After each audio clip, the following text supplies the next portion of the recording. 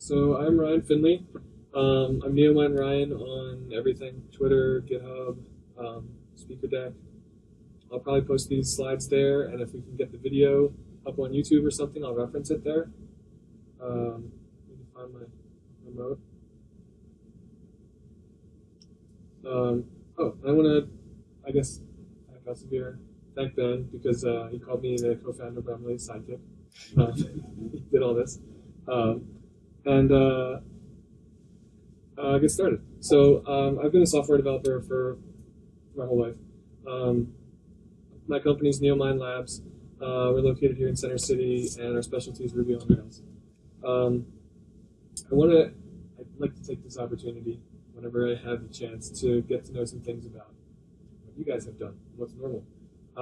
So how many of you have downloaded and installed any blockchain technology, like Bitcoin, Ethereum, whatever? Cool. How many Bitcoin? How many Ethereum? How about something else? Cool. What's the something else?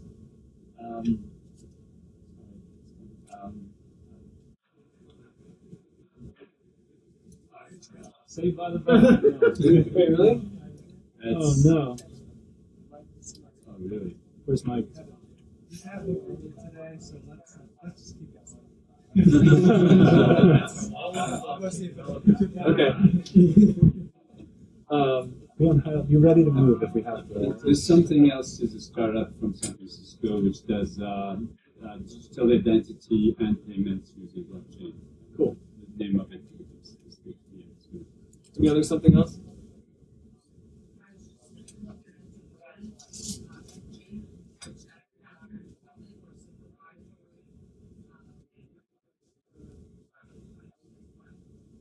Cool. Yeah, I was looking into that. All right. So I can say this. Has anybody written a smart contract or a distributed app? Cool.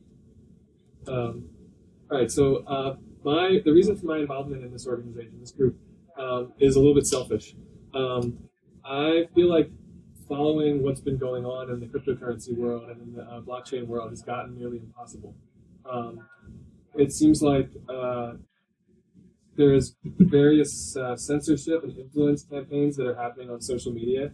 They're kind of impressive, and it's interesting to watch, but it seems like everyone, or a significant portion of everyone, is either pumping something or has some kind of ideal agenda they're pushing, or they're just trolling you just for fun. So it's really hard to have serious discussions and figure out what's going on. Another thing that exacerbates that is, so this is a sprite from CoinMarketCap. So that they have over almost 1,300 coins listed on their market cap tracker, and I'm sure there's new ones every day.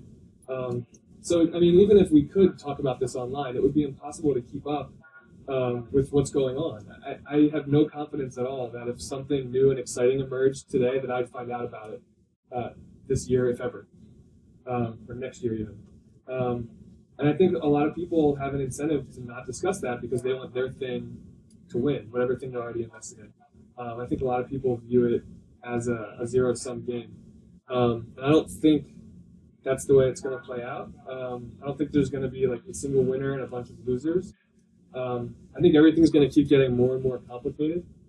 And I think everything's going to kind of interact in ways we can't anticipate. I think some things are going to start as toys, and some things are going to start as enterprise, and everything's going to sort of grow into each other. And I think we need to try to keep our eye on the big picture and keep an open mind. So I saw it somewhere that Bitcoin is fractally interesting. I think we're all excited about different bits of blockchains and cryptocurrencies. And I think part of what I'm hoping to get out of this group is that to hear everybody talk about the parts that interest them and get a clearer view of the big picture. So I tried to research everything I could find for this, and I realized before this, but I didn't realize how bad it had gotten, that it's kind of hard to Google this stuff and find reliable, conclusive information. So as I'm talking about this stuff, I want you to tell me where I'm wrong and tell me things I missed or didn't find. So one thing that I thought was interesting, I kind of assumed that there were going to be all these smart contract competitors out there in the wild that you could use today to send real money. And all I came up with was these two. And IOTA, I'm not even certain, has all the features that they were describing available for use yet. Has anybody else heard of or using anything besides these two to write smart contracts?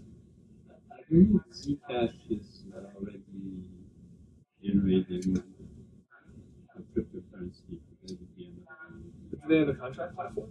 Or can you no? It's just Neo does. Neo does? Yeah, but I'm not very technical, so I haven't really explored that. Even something to Google, I think, is useful at this point. Like it was really hard for me to find anything about what else is going on. The other thing is, there's a lot of vaporware, and whenever somebody announces something, it's really hard to tell if it exists or if it will exist. There's some stuff that people have been excited about for forever that I don't know if they're even going to happen. Like, so Counterparty and Rootstock are sort of smart contract platforms for Bitcoin and maybe others, depending who implements it. That I don't know how far along they are, if it's ever gonna be a thing that we're gonna be able to do, what enhancements are needed to cryptocurrencies that exist to be able to use it. Atomic cross-chain swaps are something that seem like they're coming. I've heard them called a simple kind of smart contract. The idea is basically any Bitcoin-like blockchain that has enabled SegWit will be able to negotiate cross-chain swaps between two people in a decentralized way. Speaking of which, the first Bitcoin Litecoin atomic swap happened today, actually. Today? Yeah. That's exciting. Yeah. I think that's cool stuff because I think it's going to just open the floodgates between anyone that wants to, any currency that wants to be a part of it will be able to implement. And then Gravity's, I'll come back to that. I've come across a new buzzword in my research for this. The post-blockchain is a thing now. So IOTA is not technically a blockchain. It's a different data structure. And Gravity, same thing. This one exists. I don't think this one exists. Yeah, I think it's an idea still. I think it's going to stop.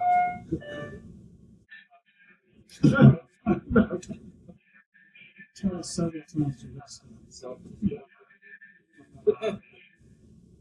Doing good. What do you mean by post-blockchain? What does that mean? So I think it's a way to spin the fact that it's not a blockchain. But in their defense, maybe they found a way to accomplish similar goals without needing to rely on the structure of a blockchain. I think that's the idea. IOTA calls it a tangle. The tangle, right. What is that? A different data structure. I started to read the white paper and I was like, I'm going to need more time. Me too, yeah. Yeah. Another thing called Hashgraph. Have you guys heard about that? I've heard the name. Is that the thing behind the thing, or is that the name of the? I think you would categorize it as one of these post-blockchain things. I'm not too familiar with it, but my friend posted a cool Medium article on Ethereum, and then somebody responded like, "Ethereum's dead." That's what I'm talking about. So first meetup, we're already going to have to change the name. Ben, did I get you to write these things people are shouting out? Yeah, sure, good idea. Thank you. Notes. That might have been something. I forgot what I was going to say. Okay. So some other things. Sidechains were a really exciting thing that I haven't heard anybody talking about for a really long time. Does anybody know if that's still happening? Is that going to be a thing that people are trying to do? Yeah, R3 is doing a lot of stuff with that. R3 is? The Ethereum people are trying to figure out whether they can split off like validation into like chunks so that like you can distribute validation. Kind of like that, maybe. But like I don't think anybody's trying to put it. They're still trying to. We have I work at Consensus, which is an Ethereum application company, and one of our spokes, one of our startups actually is Creating a sidechain? Yes. Do you know if the blockchains that exist are technically able and they just haven't done it yet, or is there some change that's needed for it to be viable? It's more just checking with the application security. It's maybe straight security. With all the intertwining Yeah, cool. Okay, what SegWit, like part of the rationale for SegWit was to enable on-chain or something? I think it was a necessary part, but I don't think it was all of it, right? Merkleized abstract syntax trees are a way to get us a little bit closer to full smart contracts.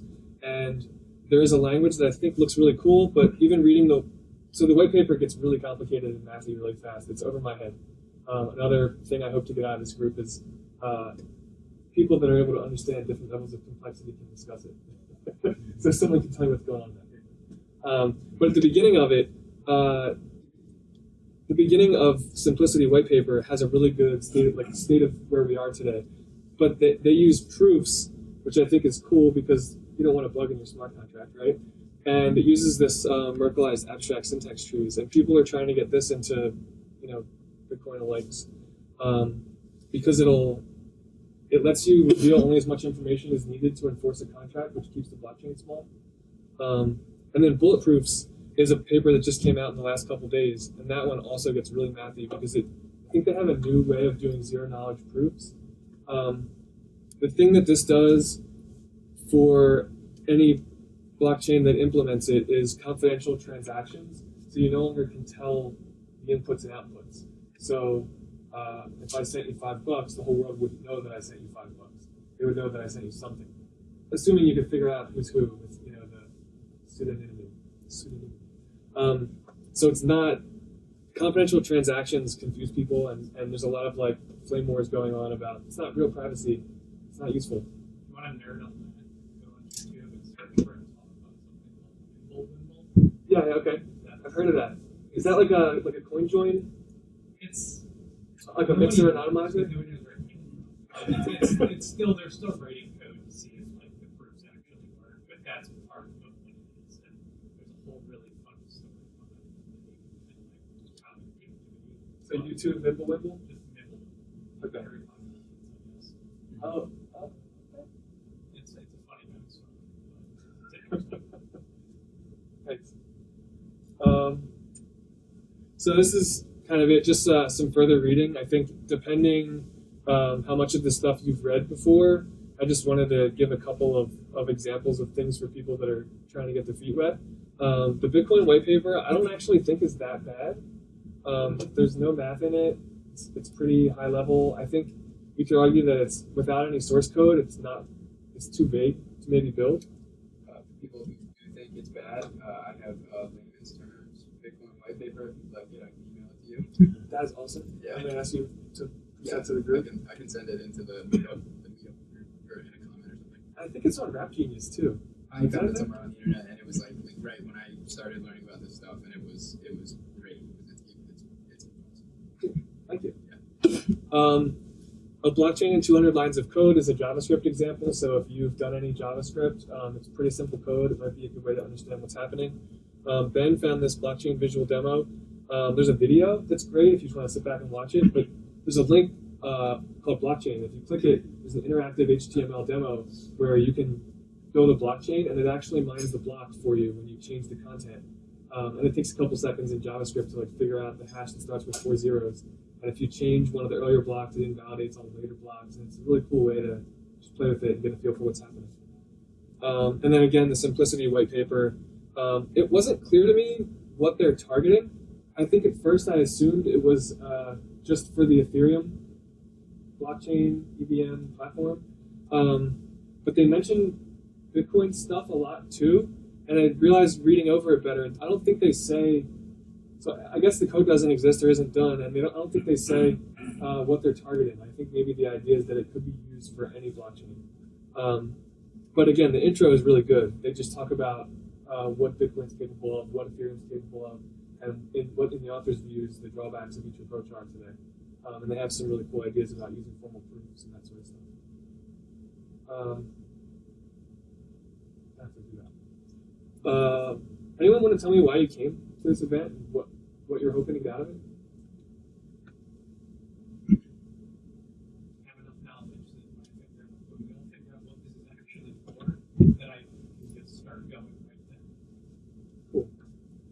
Meet some people to talk about this stuff, because right now I just mull it over in my head 24/7. So I was like, chatted up with people. Yeah, I'm not allowed to talk about it to my wife anymore.